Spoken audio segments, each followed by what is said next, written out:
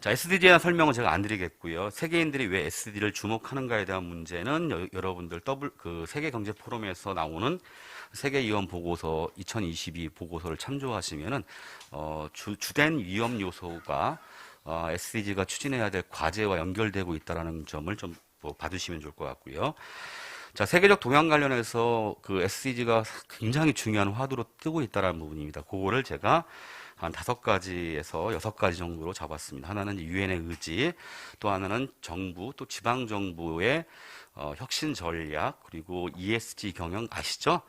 확산, 그리고 대학 평가에 있어서 SDG가 평가의 주요한 기준이 되고 있다는 것, 또 탄소 중립 2050 관련해서 전 세계가 대응하고 있는 점, 그리고 대한민국 같은 경우에 기회 구조로서 지속가능 발전 기본법 재제정이라고 할 수 있습니다. 아까 김병환 교수님 말씀 참고해 주시면 좋을 것 같고요. 유엔에서의 의지들은 제가 주로 이제 디케이드 오브 액션이라고 이제 10년의 행동과 많이 얘기를 하는데요. 2020년도 유엔 창설 75주년을 맞이해서 유엔에서는 우리 미래를 만들자 이런 기념표를 만들었어요. 그리고 우리가 원하는 미래, 우리가 필요로 하는 유엔을 재창을 했는데 이 내용 자체가 지속가능 발전 목표를 더 열심히 추진하자 이런 거였다라고 보시면 좋을 것 같습니다. 2020년도 1월 달에 나왔던 그 행동의 10년 디케이드 오브 액션에는 3가지 조치가 있습니다. 하나는 우리 같이 고민해야 됩니다. SDG를 위한 더 큰 리더십을 만들자. 더 많은 자원 및 현명한 해법을 찾기 위한 국제적인 어떤 조치들을 만들자가 첫 번째고요. 두 번째는 아까 우리 김병환 교수님 말씀드렸던 것처럼 정부나 지방정부 당국의 정책과 예산과 기관과 SDG 관련한 어떤 프레임워크 전환을 위한 지역적인 도시적인 조치가 필요하다. 세 번째는 다양한 이해관계자들의 의식 전환과 협동을 3가지 조치로 이야기했고요. 3가지 지향은 모든 장소에 모든 사람이 참여할 수 있도록 한다. SDG가 강조하는 게 뭐죠? 아무도 소외하지 않는다지 않습니까? 그 부분들을 참조해 주시면 될 것 같고요. 긴급성, 즉효성 있는 대담한 조치를 취해야 된다. 새로운 발상과 해법들을 촉진한다라는 3가지 지향을 이 디케이드 오브 액션에서 포함하고 있다는 겁니다. 이게 이제 작년에 또 다시 넘어와서 2021년도 9월 달에 안토니오 구테르스 유엔 사무총장이 더 나은 미래를 실현하는 방법을 제시한 보고서를 만듭니다. 이게 바로 이제 12가지 약속을 실현해 나가는 건데 이거를 이제 우리의 공동의 의제다라는 이제 이름으로 유엔 사무총장의 어떤 이제 보고서가 나옵니다. 참조해 보시면 좋을 것 같고요. 자, 오늘도 이제 SDG를 이행하기 위한 국제적인 노력들이 진행되고 있습니다. 독일의 경우 또 유럽의 경우에는 주로 정부 주도의 정부 지침의 SDG가 제도적으로 잘 구성되고 있고요. 가까운 나라 일본의 경우에 총리가 본부장을 맡고 있고 모든 장관이 참여하는 SDG 실천본부와 다양한 이해관계자들이 협력하는 원탁회의 또 시민이 함께하는 SDG 실시 지침을 발표하고 있습니다. 일본의 1년 예산은 60조입니다. 참조해 주시면 좋겠습니다. 자, 유엔의 어떤 그 실행 의지는 아까 말씀드렸던 12가지로 포함되는데요. 자료집 참조하시면 좋겠습니다. 누구도 소외하지 않는다부터 청년과의 소통 강화의 구체적인 내용도 들어가 있고요. 특히 유엔 혁신과 관련해서는 어떤 부분이 강조되냐면 다자주의가 관계됩니다. 그동안에는 미국이나 중국이나 러시아 같은 강대국이 유엔을 주도했다라면 이제는 유엔 회원국 모두가 참여하는 SDG 유엔의 어떤 수평적 수직적 구조를 만들겠다는 게 사무총장님의 의지고 이 디케이드 오브 액션 안에 포함되어 있다 이렇게 보시면 좋을 것 같습니다. 자, 지금 보시는 것은 이제 유엔 그 경제사회이사회에서 만드는 재원조달 보고서에서 SDG 10년을 좀 더 SDG가 2030년까지 종료되는데 조금 더 SDG를 이렇게 더 연장해야 되지 않을까에 대한 논의들이 나왔던 보고서입니다. 경제사회이사회가 굉장히 영향력 있는 조직임을 고려했을 때 충분히 논의가 될 수 있는 부분이다라고 생각이 듭니다. SDG가 갖고 있는 두 가지 의미들은 모든 세계들을 하나로 통합시켰다는 데 굉장히 의미가 있고, 우리 시대에 맞는 해법을 제시한다는 것들의 의미를 두면서 전 세계가 SDG 이행 실천에 대한 고민들을 하고 있다는 걸 보여드린 겁니다. 지금 이제 SDG 보고서입니다. 지속가능 발전 보고서가 매년 발표되고 있습니다. 지속가능 발전 해법 네트워크와 독일의 베테슬만 그 재단에서 발표를 하고 있는데요. 우리나라는 지금 상당히 좀 높은 그 순위에 있지는 못합니다. 올해 27위로 되어 있습니다. 주로 아까 김병환 교수님 말씀했던 것처럼 유럽 국가, 특히 북유럽에서 강세를 보이고 있다는 건데, 이따가 제가 북유럽이 왜 강세를 보이고 있는가에 대한 이야기를 조금 해드리려고 합니다. 참고해 보시면 좋을 것 같고요. 어떠한 내용들이 포함되어 있는지도 자료집 참고해 보시면 좋을 것 같습니다. 또 헬프가 있습니다. UN 고위급 정치 포럼이 이제 9월 달에 열리고 있죠. 2012년 6월 UN 지속가능 발전 회의의 결정으로 이제 개최되기 시작을 했다라는 것이고요. 주된 내용들은 지속가능 발전을 위한 정치적 리더십 발휘 및 이행 방향과 권고 사항을 제시하고 있습니다. 그리고 중요한 것은 아까 VNR 잠깐 언급하셨는데, 마찬가지로 이것을 어떻게 이행하고 있는지에 대한 과정들을 검토하고 후속 조치를 시행하는 부분들, 그리고 지속가능 발전의 3대 기둥이라고 하는 사회, 경제, 환경의 어떤 이 축을 하나로 통합시켜내는 것이죠. 아까 이제 넥서스 분석, 넥서스 연계성들을 강조했는데, 환경과 사회와 경제의 연계성들을 고려한 지속가능 발전을 국가 차원에서, 도시 차원에서 잘 이행하는 것들을 강조하고 있습니다. 자, 넘어가도록 하고요. 그리고 마찬가지로 이제 이건 시간이 없는 관계로 VNR 얘기를 좀 하려고 하는데요. 매년 이제 다양한 국가들이 진행 사항들을 보고하고 있다라는 부분들을 말씀드리고 싶고요. VNR은 그 자체가 목적이라기보다는요, 각국의 목표의 이행 상황, 진척 정도, 이 평가하고 이 과정 속에 혁신하는 과정이라고 봅니다. 근데 대한민국은 아직까지 VNR을 이제 못했습니다. 2010년도 한번 하고 아직 못하고 있는데, 이 VNR 준비도 굉장히 중요하겠다는 생각이 듭니다. 자, VNR 국가 분포입니다. 참고해 보시면 좋을 것 같고요.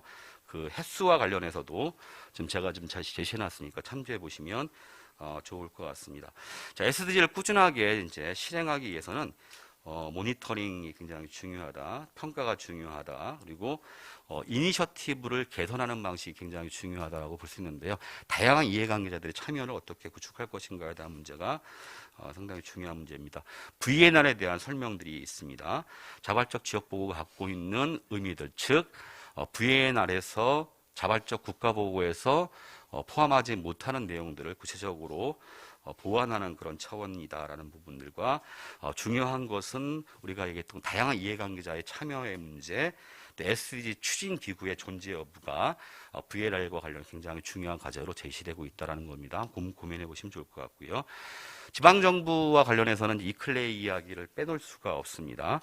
자, 2018년도 이클레이 몬트레일 약속과 비전이 발표된 지 3년 후에 다시 2021년도 4월 12일에 스웨덴 말메에서 개최된 세계총회, 이클레이 세계총회에서 다시 이 전략 비전을 재확인했습니다. 이건 사실은 이클레이 몬트레일 그 선언과 크게 다르지는 않다라는 거고요. 주요한 문제, 특히 지역과 도시 세계를 구축하는 문제와 관련해서는 지금 자료집을 참조해 보시면 구체적인 내용들이 나와 있습니다. 그래서 지역 차원에서 무엇을 어떻게 할 것인가에 대한 방향성들을 제시해주고 있으니까 빨간 글자 중심으로 한번 참고해 주시면 좋을 것 같습니다. 지금 보시는 게 특히 이제 5가지 도시 비전입니다. 저탄소 도시, 회복력 있는 도시, 자원순환 도시, 사람 중심의 공정한 도시, 자연 기반의 도시를 지역 차원에서 어떻게 구현할 것인가를 여기 오신 지역 지속협 그 활동가분들도 한번 고민해 보시면 좋을 것 같습니다. ESG 경영에 대한 부분은 제가 굳이 설명해 주지 않아도 아실 것 같으니까 넘어가고요.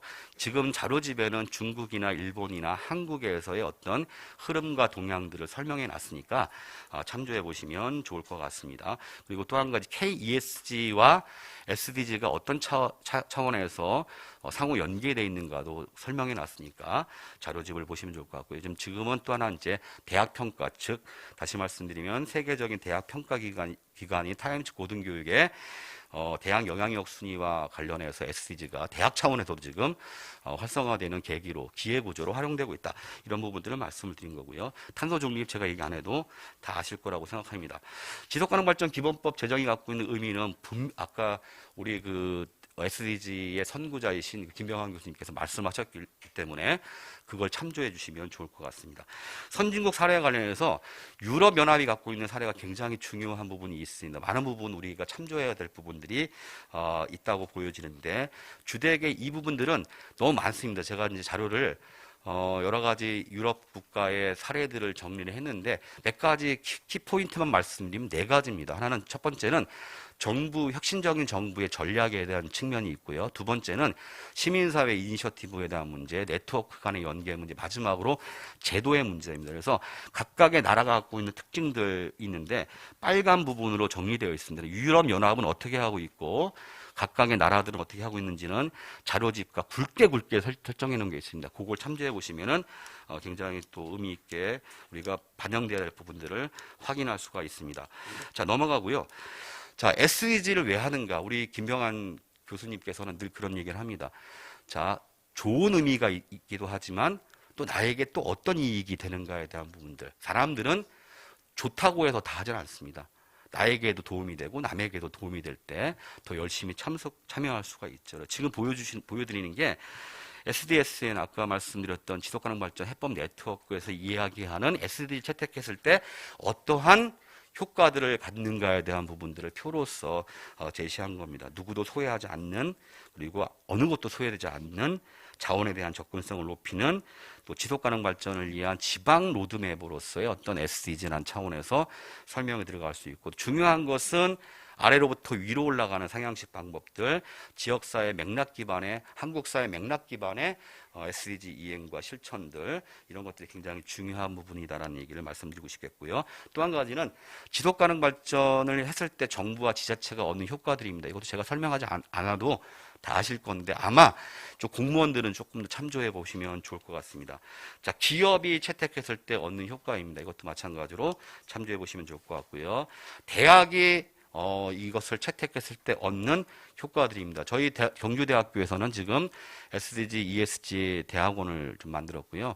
학부도 좀 만들었고 센터도 운영하고 있습니다. 어쨌든 간에 지방대학교의 위기를 탈출하기 위한, 위기를 극복하기 위한 적극적인 대응 방식으로서 SDG와 ESG가 굉장히 중요한 과제라는 것입니다. 그래서 지금 보시는 여러 가지 그림들을 참조해 주십시오. 제가 좀 시간이 없는 관계로 다 일일이 하나씩 설명해 드리는 것은 시간이 없는 것 같습니다. 자, 어쨌든 넘어가시고요. 주류화와 현지화입니다. 자, 이 김병환 교수님이 진짜 선구자는 선구자십니다. 2016년도에 주류화 현지화에 대한 부분을 어떻게 수행할 것인가에 대한 부분들을 9개 과제로 설정을 했습니다. 제도의 개선, 의지의 강화, 조직의 혁신, 목표의 확장, 방법의 전환, 재정의 확보, 정책의 연계, 참여와 실천, 평가와 완료라는 부분들, 이 부분들 제가 설명하지 않아도 아시겠죠? 그죠? 예, 이 부분들을 한번 SDG 주류화 현지화에 대한 부분과 관련해서 한번 검토해 보시면 좋겠다라는 것. 제가 다시 말씀드렸던 것처럼 지구, 국가, 지역의 SDG 이행체계 구축은 정부 혹은 지방정부의 전략이 필요하다. 도시 파트너십 협의체 이니셔티브가 되게 중요하다. 지역사회 다양한 네트워크 간의 협력이 필요하다. 그리고 지금 지속가능 발전 기본법 재제정이 됐는데 마찬가지 이거보다 훨씬 더 강력한 수준의 제도화가 SDG 이행 실천에 있어 굉장히 중요한 요소로 작용될 수 있다. 이 정도만 말씀드리고 토론 때 다시 한번 궁금한 점 있으면 질문하시면 대답하도록 하겠습니다. 이 정도면 되겠죠? 네, 감사합니다.